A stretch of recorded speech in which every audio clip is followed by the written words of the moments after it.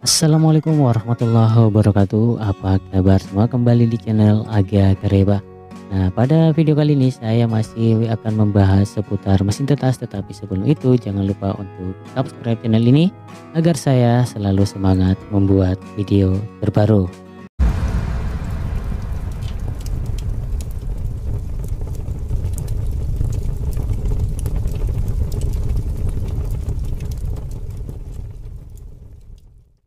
Nah, ini adalah kesekian kalinya saya mencoba untuk melakukan peneropongan telur.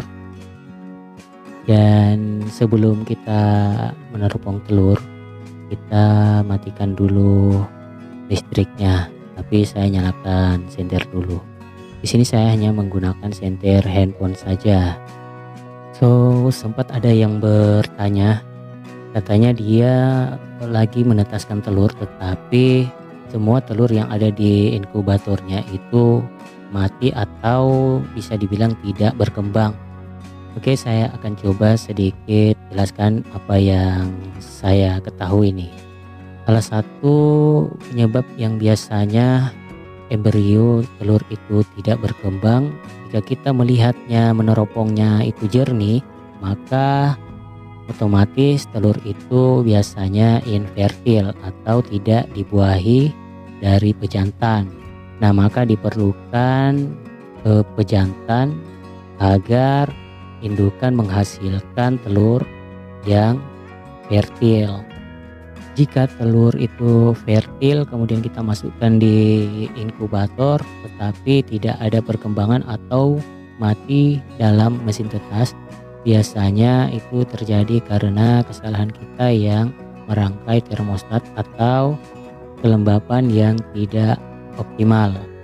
Maka kelembapannya juga harus kita perhatikan apa pas atau belum. Jika mengalami kegagalan maka kita harus coba dengan kelembapan yang lain, karena banyak sekali ya yang motivasi solusi dari youtubers penetasan telur yang bisa buat kita itu belajar banyak, salah satunya saya sendiri. Dan untuk suhu sendiri itu juga sangat berpengaruh kepada perkembangan embrio, jadi itu juga harus diperhatikan. Dan jika semua sudah kita lakukan, suhu dan kelembapan sudah optimal, bisa jadi disebabkan indukan yang masih sangat muda. Indukan yang masih sangat muda juga dapat berpengaruh terhadap perkembangan embrio. Maka dari itu sangat dibutuhkan indukan yang usianya sudah cukup, tidak terlalu tua dan juga tidak terlalu muda. Begitupun juga pejantannya, pejantan juga kita harus memilih pejantan yang tidak terlalu tua dan terlalu muda, karena itu dapat berpengaruh pada embrio. So, yang harus kita perhatikan juga adalah asupan gizi indukan atau ternak kita. Tidak jarang ya kita para peternak sering memberikan kebebasan kepada ternak kita, tetapi kita sampai lupa untuk memberi makan dan memberi vaksinasi. Maka itu juga perlu diperhatikan untuk memberi vaksinasi terhadap indukan atau ternak kita agar embrionya bisa berkembang dengan baik. Di sini telurnya masih berkembang dan belum ada yang mati, dan semoga semuanya berhasil sampai hari penetasan. Telur yang berada di dalam inkubator ini itu berbeda usia. Ada yang 1 minggu kemudian saya masukkan, dan ada yang berbeda berselisih hanya 3 hari. Dan salah satu juga penyebab embrio gagal berkembang atau mati dalam inkubator itu, salah satunya adalah saat kita melakukan pemilihan telur. Untuk pemilihan telur sendiri kita harus memilih telur yang tidak terlalu bulat atau tidak terlalu lonjong.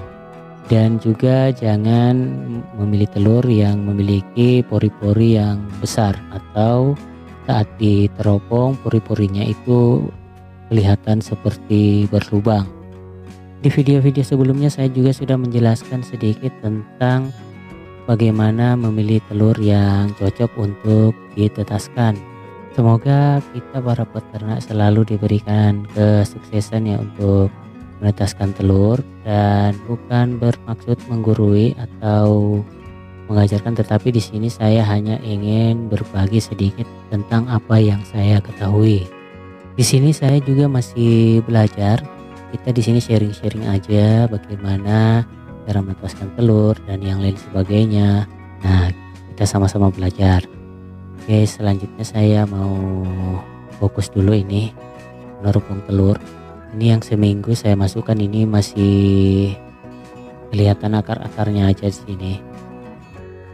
Saya membalikan telur hanya 3 kali sehari, pagi, siang, dan juga malam. Sebenarnya kalau kita membalikan telur seperti ini itu makin banyak makin bagus, agar tidak matang atau tidak masak, digoreng dong. Intinya untuk membalikkan telur sendiri paling minimal lah, kalau memang waktu sempit itu 2 kali sehari, malam dan pagi, agar telur itu tidak matang. Kalau matang, aduh, betul-betul kita jadi telur rebus di dalam. Tapi ini kan sudah selesai nih.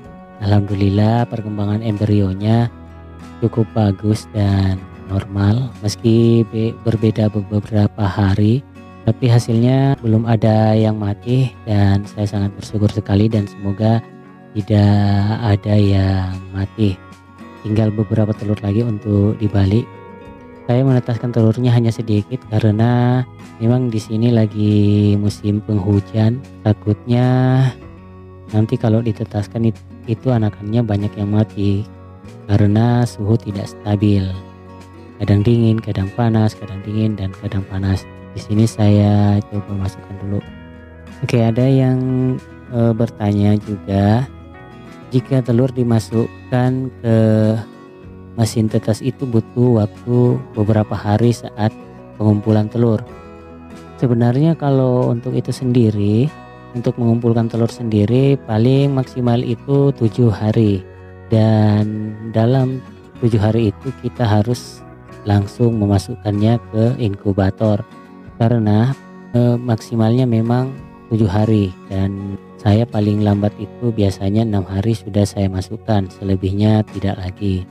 Makanya ini agak berbeda-beda nih tempatnya karena beda usia.